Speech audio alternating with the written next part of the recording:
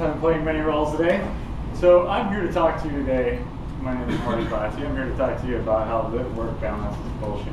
All right, and I say this very lovingly because a lot of what I do in my business is about creating entrepreneurs balance in their life and teaching entrepreneurs how to manage productivity, like Megan talked about. In fact, Ariana Huffington, that spoke at the High Performance Academy, talked about the best way to complete a project is just let it go. Because we all have those kind of projects in the back of our head that we're going to one day get to, but the reality is we're never going to learn French. Just let it go. Right? Done. Next project. Right? So I kind of want to talk about this because we hear a lot about live-work balance. Has anyone heard about live-work balance? Like trying to create that? Well, it's kind of like there's another phrase out there that I'm going to bring up right now that's also, I think, a misnomer. And that's what's not measured cannot be managed. Has anyone heard of that? Mm-hmm. All right. So both of these phrases are incorrect now.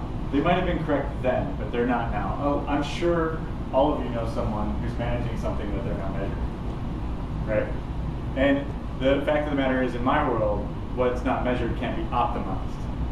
Although you can manage it, you can't necessarily optimize what you're not measuring. So we want to change the language. So like that, I want to change the language of this live-work balance concept that's out there.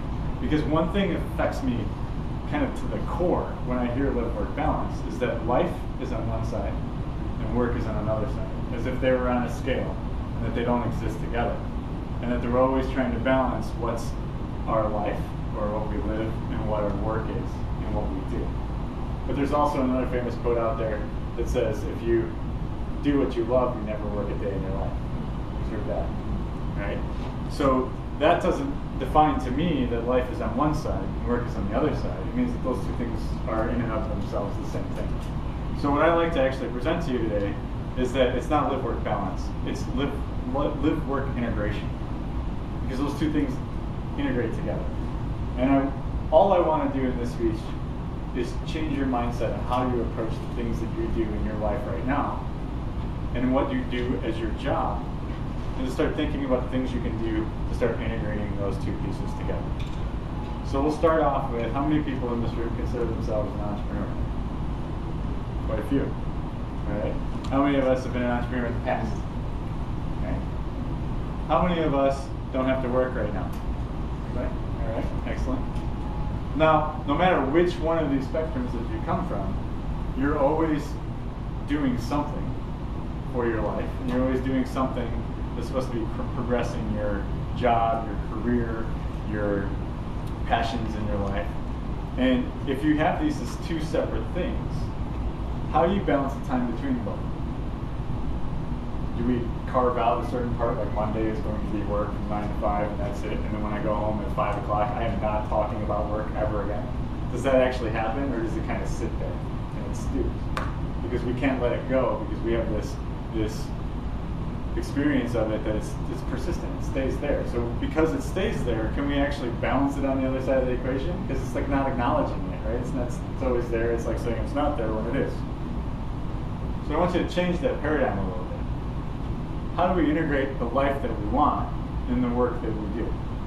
And part of this is just acknowledging that those two things exist. So step one is acknowledge the fact that live and work are of the same thing, and they cannot be separate. Two, as we discover that these two things are together, live and work, I want you to start thinking about ways that you can bring yourself into your work. Because when we separate live and work, we present work as some other entity that doesn't necessarily define who we are or what we do. My wife is a cultural expert who goes into her company and has changed the culture in her company and is doing so with some other companies. And how do you do that? Is that you have to own the work that you have. She talked about see it, own it, do it, solve it, right? Something like that. See it, solve it, do it, own it. One of these things, right? So the idea is that you're owning that piece of work that you exist in. You're bringing yourself into that work. And that's when work actually gets better. That's when the jobs you do, the invention, that's when the entrepreneurism starts getting better, is when yourself is in that work, right? So we're bringing our culture, our passion, our perspectives, our values into those jobs, into those careers, into those entrepreneurial endeavors. And what does that do? It makes those work things so much better, right? Because now that job does not shape your life. Your life is starting to shape that job a little bit, and you're starting to enhance that. And the values that you have at your core start creating values around that job. And we stop working so much, and we start living a little bit more. So step one is acknowledging that there's an integration. Step two is bringing yourself into that work, right? So step three is the other way around. What can your work do for your life? Because now we brought our life to our work, how do we then create a vision? Has anyone ever been asked, where do you see yourself in 3 to 5 years? Right? When do you ask that question, by the way? Typically at an interview? Yeah. What does an interview represent for you? A life-changing opportunity or experience? What don't you know when you're finding a new job? The hell you're going to be doing in 3 to 5 years. Right? It's like you're in the middle of an identity crisis and someone's like, who are you going to be in 5 years? Well, I don't even know who I am now. Right? So we try to find that clarity, and sometimes our work can do that for us. So we start bringing the work that we do into measuring that against the things that we do in our life. So quite often when my clients, so I work in operations consulting and I teach a lot of entrepreneurs, my clients come to me with an identity crisis. The way that we work through an identity crisis is not deciding where we want to be 3 to 5 years from now. It's about measuring now, present. What do I like? What don't I like? The more clear we are about now, the more we can measure the opportunities that inevitably come our way against the things we like and we don't like. And instead of saying my path is this 3 years from now, our path illuminates itself through these questionings and this clarity of time and what I like and what I don't like. And does this opportunity match what I like and how I want to be and how I want my work to shape my life? So this is a little bit of a conundrum, right? You have to kind of work through the whole thing. We want to identify the fact that life and integration is this life and work is an integration. We want to make sure that we are bringing our life to our work, and we want to make sure that we're taking that work and allowing it to provide some clarity in our life and where we want to go.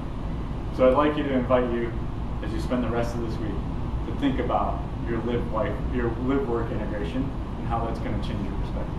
Thank you.